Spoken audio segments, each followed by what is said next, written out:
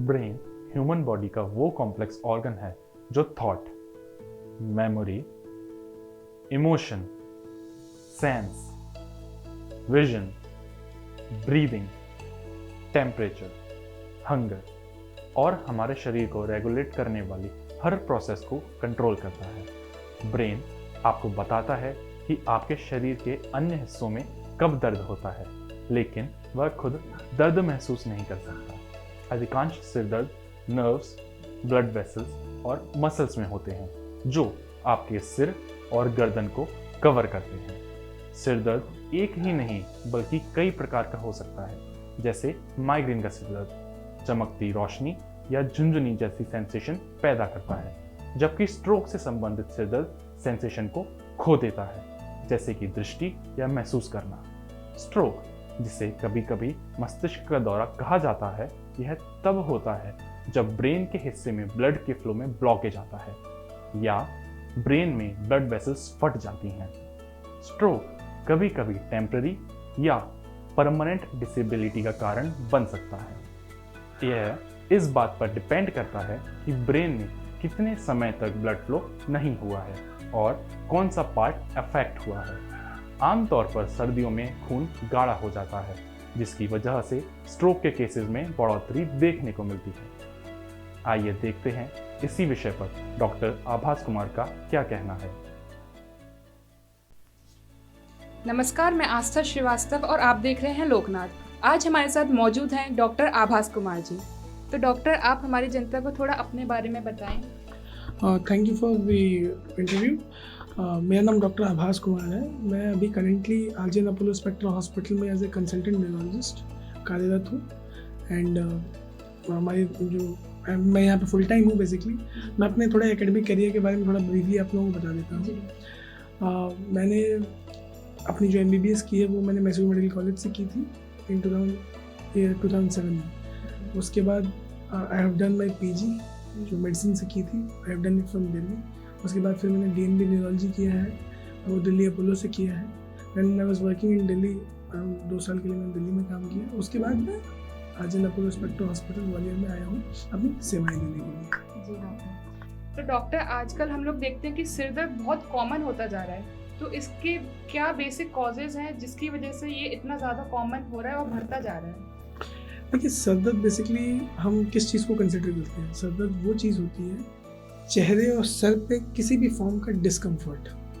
कोई किसी को भारीपन लग सकता है, किसी को झिंझिनाहट हो सकती है, किसी को मतलब कोई भी फॉर्म ऑफ डिस्कम्फर्ट, किसी को वाकई में दर्द हो रहा है, कुछ भी ऐसा हो तो that is called as discomfort, मतलब हेडेक बोला जाता है। हेडेक की श्रेणी में आता है।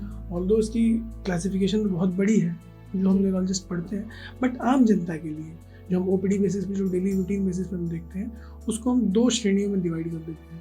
एक माइग्रेन जैसी और एक नॉन माइग्रेन या टेंशन टाइप ऑफ हेडेक। ठीक है, टेंशन टाइप ऑफ हेडेक का मतलब ये नहीं है कि इंसान टेंशन ले रहा है उसकी वजह से हेडेक हो रहा है। वो टेंशन का हेडेक किस प्रकार का है, मतलब ऐसा लगता है जैसे सर पे किसने कोई पट्टा बांध दिया एकदम टाइट, वो टेंशन बैंड की तरह एक्ट करता है, इसलिए लोग वो टेंशन हेडेक उसको बोलते हैं। और दूसरा होता है माइग्रेन।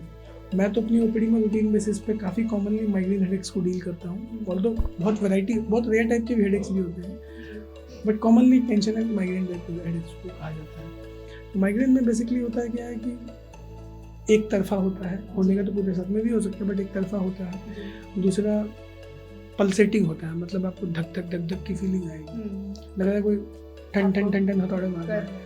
ठीक है, उल्टी जैसी मन करेगा, समटाइम्स उल्टियाँ होती हैं, आंखों से धुंधला दिखना चालू हो जाता है। हेडेक के दौरान कभी कभी चक्कर आने चालू हो जाते हैं, कभी कभी आधे शरीर में सुनपन चालू हो जाता है जिस तरफ हेडेक हो रहा है।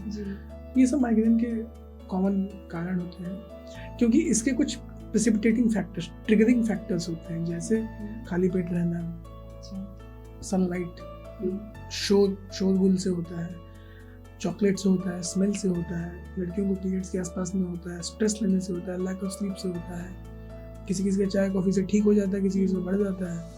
ये सब चीज़ें माइग्रेन से संबंधित होती हैं। दूसरा होता है टेंशन टाइप ऑफ हेडेक, जो रूटीनली सबको काफ़ी बार लोगों ने महसूस भी किया होगा कि सर पे ऐसा फीलिंग आती है कि सर पे किसी ने कुछ बांध दिया है।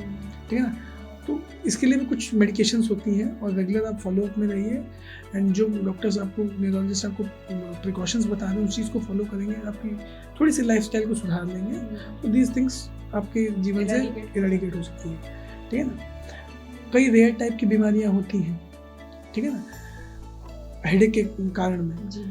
हमें बेसिकली हेडेक को सीरियस तब मानना चाहिए जब कुछ चीज़ें इंसान के सामने हो रही हैं, जैसे इंसान को धुंधला दिखे, इंसान को डबल दिखे, इंसान के किसी अंग में सुनपन आ जाए, इंसान के किसी अंग में कमजोरी आ जाए या लकवा टाइप का लग जाए।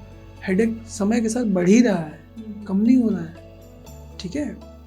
या आपको पहले माइग्रेन जैसा हेडेक होता था, वो आपका 2-4 साल चला, बट अभी जो हेडेक हो रहा है उसका कैरेक्टर माइग्रेन से चेंज हो गया है, फ्रीक्वेंसी बढ़ गई है, दवा खाने पे भी फर्क नहीं पड़ रहा आपको, या हाई डोज लेना पड़ रहा है, या दवाओं की हाई डोज ले रहे हैं फिर भी आपको कोई फर्क नहीं पड़ रहा। तो इन सब चीज़ों में हमें थोड़ा सतर्क रहना है कि कभी कोई नई डेवलपमेंट तो नहीं होगी।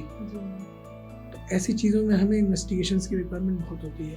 या रिसेंटली हुआ, आज तक आपको जीवन में कभी कोई हेडेक नहीं हुआ, जैसे 4 दिन से मेरे को बहुत सर में दर्द हो रहा है और आंखों से धुंधला दिख रहा है, तो इन सब चीज़ों को हमें सीरियसली लेना है, इन सब चीज़ों के लिए ही जांचें कराई जाती है, ठीक है।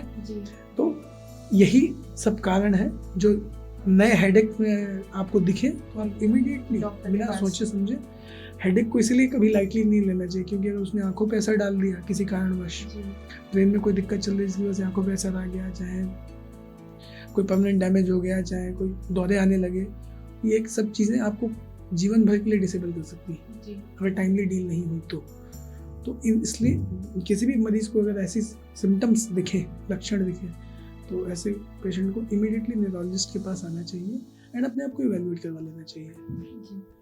एंड डॉक्टर, आजकल जैसे देख रहे हैं कि ठंडों का मौसम है तो स्ट्रोक भी बहुत ज़्यादा कॉमन होता जाता है, लोग रोड पे चलते चलते भी उनको हार्ट अटैक, स्ट्रोक की प्रॉब्लम हो रही है, तो इसके क्या बेसिक कॉजेज हैं जिसकी वजह से लोगों को ये चीज़ों से फेस करना पड़ रहा है? देखिए, स्ट्रोक बेसिकली एक बीमारी है जिसमें होता क्या है कि अंग्रेजी में अगर डिफाइन करें तो उसमें बोला जाता है कि ब्रेन में जो खून की नस होती है ना, जो अच्छा खून कैरी करती है, या तो उसमें ब्लॉकेज हो जाए, इसे कहते हैं इश्केमिक स्ट्रोक, या वो नस फट जाए, इसे कहते हैं हेमरेजिक। दोनों दो चीज़ हैं, एक में ब्लॉकेज हो गया, एक में नस फट गई, ठीक है। अब दोनों का इलाज भी 180 डिग्री है। क्लॉटिंग का इलाज है खून पतला करो, ब्लीडिंग का इलाज है कि भैया खून पतला मत करो, ज़्यादा गाढ़ा करो एंड उसकी सूजन जो है उसको कम करो, ठीक है ना। तो हाँ, आपने बिल्कुल सही कहा कि सर्दियों के मौसम में स्ट्रोक के मरीजों की संख्या थोड़ी बढ़ जाती है, हार्ट अटैक के पेशेंट्स की संख्या बढ़ जाती है। क्यों बढ़ती है? क्योंकि सर्दियों में हम वैसे भी हाइड्रेशन कम मेंटेन करते हैं, पानी मतलब हम कम लेते हैं। जब कम लेते हैं तो जो मतलब गाढ़ापन होता है खून का वो बढ़ जाता है। जब वो बढ़ेगा तो स्लगिश फ्लो होगा, रुक के चलेगा।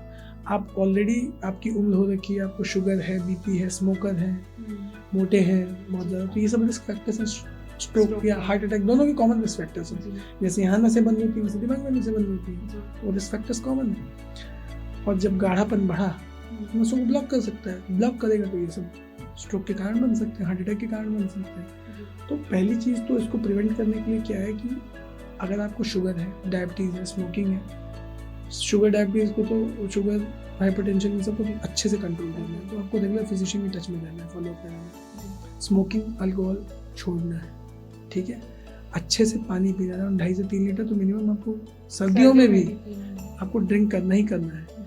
चौथा, जो लिपिड के पेशेंट्स होते हैं, जो बहुत मतलब जिनको लिपिड की दिक्कत होती है, कोलेस्ट्रॉल की दिक्कत होती है, जो बहुत मोटे होते हैं, थायराइड की दिक्कत होती है, इनको भी कंट्रोल करना होता है। वॉकिंग, जॉगिंग करके अपना वेट रिड्यूस कीजिए, हेल्दी डाइट मेंटेन कीजिए, घुमा फिरा के हेल्दी लाइफस्टाइल आपको मेंटेन करनी है। तो ये प्रिवेंटिव मेजर्स हैं जो हमारे बस में है, जो हम इनका कुछ कर सकते हैं। अब उम्र है, जेंडर है, इन सबको कुछ नहीं किया जा सकता, ठीक है ना। नेक्स्ट, ऐसे क्या कारण होते हैं जिसकी वजह से ऐसा होता है? कई बार जो मेन नसें होती हैं जो खून कैरी करती हैं दिल से ब्रेन तक, उनमें ब्लॉकेज होती है। कई बार दिल की धड़कन इरेगुलर चलती है, जिसे कहते हैं कार्डियक अरिथमिया, एट्रियल फिब्रिलेशन या फ्लटर बोलते हैं। उसकी वजह से हार्ट में क्लॉट्स बन सकते हैं, वो क्लॉट खून के रास्ते जाके ब्रेन में कहीं अटक सकते हैं, ठीक है। मोस्टली ये होता है। कभी कभी बीपी कंट्रोल नहीं हुआ, किसी का बीपी 200 चल रहा है सिस्टोलिक, उसमें नस फट सकती है, ठीक है ना। ये सब कारण होते हैं।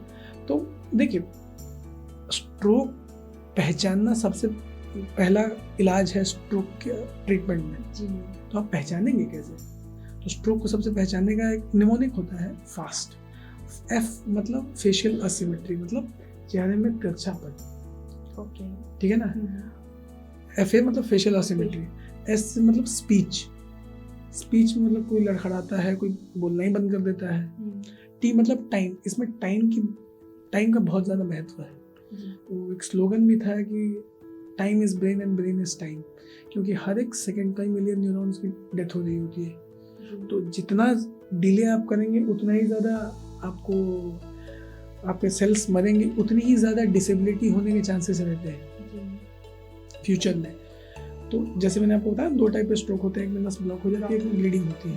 तो नस में ब्लॉकेज का इलाज है, अगर आप विद इन विंडो पीरियड या गोल्डन पीरियड बोलते हैं, जो स्ट्रोक शुरू होने के 4.5 घंटे के अंदर अगर आप आ गए, तो वो ग्वालियर के कुछ हॉस्पिटल्स में, कुछ क्या मतलब बोले तो अपोलो हॉस्पिटल में ही प्रेडोमिनेंटली दी जाती है थेरेपीज, और उसके बाद सीधे आपको दिल्ली, भोपाल इनमें भी मिलेंगी। आरजन Apollo spectra hospital central India का सबसे बड़ा हॉस्पिटल है, जिसमें अब तक के मैं तो यहाँ पे अराउंड 2 साल से हूँ, तो मैंने अराउंड 116 पेशेंट्स को थ्रोम्बोलाइज किया है, जिसमें मेरे को बहुत अच्छे रिजल्ट्स मिले हैं। ठीक है, ऑलमोस्ट 98% पेशेंट्स को मैंने literally they have been walking, चलते हैं। ये बहुत बड़ा नंबर है। बहुत बड़ा नंबर है, और मैं इस डेटा को इंडियन स्ट्रोक एसोसिएशन में प्रेजेंट करने वाला भी हूँ। अच्छा। ठीक है, वो उस चीज़ को रिकग्नाइज भी करेंगे, क्योंकि ये सेंट्रल इंडिया से सबसे बड़ी स्टडी होगी। ठीक है, तो ऐसे पेशेंट्स में हम लोग थ्रोम्बोलिसिस होता है, इंजेक्शन क्लॉट बस्टिंग एजेंट, वो देते हैं। ठीक है, उससे अगर फर्क नहीं पड़ा तो हम एक थ्रोम्बेक्टमी का भी प्रोसीजर होता है, जिसमें हम एनजीओ करके क्लॉट को हम पकड़ के खींच सकते हैं। ठीक है, बट ये सब टाइम का खेल है, आपको समय पे आना पड़ेगा। अगर आप एक दिन बाद आएंगे तो ये सब कुछ भी नहीं किया जा सकता। ठीक है, दूसरा जो ब्लीडिंग का होता है, ब्लीडिंग के लिए भी सब जांचों की सुविधाएं हैं यहाँ पे, एंड जांचें हम करते हैं। सीटी होता है, सीटी एनजीओ होता है, MRI है, MRI एनजीओ होता है, सब चीज़ों को इवेल्युएट करना होता है। स्ट्रोक के केसेस में कुछ स्पेशल सॉफ्टवेयर्स होते हैं, रैपिड सॉफ्टवेयर्स, जो हमें बताते हैं कि ब्रेन के कितने हिस्से में डैमेज होने वाला है, कितने को हम बचा सकते हैं। वो सब भी सॉफ्टवेयर्स हम यूज़ कर रहे हैं यहाँ पे, ताकि पेशेंट के बेनिफिट में जो बेस्ट थेरेपीज हो सके दें। यहाँ पे इवन स्ट्रोक आईसीयू भी सेपरेट है, तो स्ट्रोक आईसीयू में भी हम स्ट्रोक के पेशेंट्स ही रखते हैं, ताकि उनकी बेटर केयर हो पाए। स्ट्रोक ट्रेंड स्टाफ नर्सेस हैं, they are trained in that care, तो वो उसकी देख रेख करती हैं, एंड ऑब्वियसली हमारे आउटकम बहुत अच्छे हैं। ठीक है, तो मैं यही बोलूँगा कि सर्दियों के मौसम में अगर कोई भी किसी भी, आप खुदा न खास्ता आपके घर में कुछ ऐसा हो, चाहे आपके रिलेटिव में कुछ हो, बट जागरूकता रहेगी तो ही आप अपने किसी नोन टू की मदद कर भी पाएंगे। तो अगर किसी भी पेशेंट को या नोन टू को, चाहे फ्रेंड को, चाहे अंकल को, आंटी, किसी को भी अचानक, जो मैंने बताया, अचानक ही लड़खड़ाना, जीभ लड़खड़ाने लगे, स्लरिंग होनी चालू हो जाए, बोलना ढंग से, मतलब कोई ढंग से बोल ना पाए, इम्बैलेंस चालू हो जाए, लकवा सा लग जाए, चाहे आधे शरीर में कमजोरी आ जाए, अचानक हो। पेशेंट काफ़ी कॉमनली पेशेंट आते हैं जो रात में सोए अच्छे भले थे, सवेरे उठे आधे शरीर में लकवा लगा हुआ है।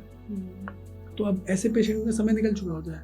ऐसे पेशेंट में ही जो मैंने आपको बताया, जो सॉफ्टवेयर हम यूज़ करते हैं, उन सॉफ्टवेयर का रोल आता है। तो हर चीज़ को एनालाइज करने के लिए यहाँ पे सुविधा है, थेरेपीज़ के लिए सुविधा है। जो बेस्ट थेरेपीज़ दिल्ली में आपको मिलेंगी, मुंबई में मिलेंगी, वो यहाँ पे अवेलेबल। ठीक है, तो आप प्लीज़, अगर ऐसा कुछ हो खुदा ना खास्ता, तो प्लीज़ आइए यहाँ पे, एंड इलाज आप अच्छे से करवा सकते हैं। थैंक यू डॉक्टर, आपने इतनी वैल्यूएबल और इन्फॉर्मेशन हमारे साथ शेयर की। Thank you so much doctor. Thank you. तो ये थे हमारे साथ डॉक्टर आभास कुमार, जिन्होंने सिर दर्द और स्ट्रोक के बारे में इतनी महत्वपूर्ण जानकारी दी। उन्होंने बताया कि अगर स्ट्रोक आने के 4.5 घंटे के अंदर अगर सही ट्रीटमेंट मिल जाए तो पेशेंट की लाइफ पर रिस्क काफ़ी हद तक कम हो सकता है। इस विषय पर किसी भी प्रकार की जानकारी के लिए आप स्वास्थ्य हेल्थ केयर, शंकर चौक, ललितपुर कॉलोनी, ग्वालियर पर आकर संपर्क कर सकते हैं। साथ ही आप हमारे व्हाट्सएप नंबर 8109529416 पर मैसेज कर भी जुड़ सकते हैं। ऐसे ही वीडियोस को देखने के लिए आप हमारे YouTube चैनल को सब्सक्राइब करें। साथ ही हमारे अन्य सोशल मीडिया हैंडल्स जैसे कि इंस्टाग्राम और फेसबुक को भी आप फॉलो कर सकते हैं।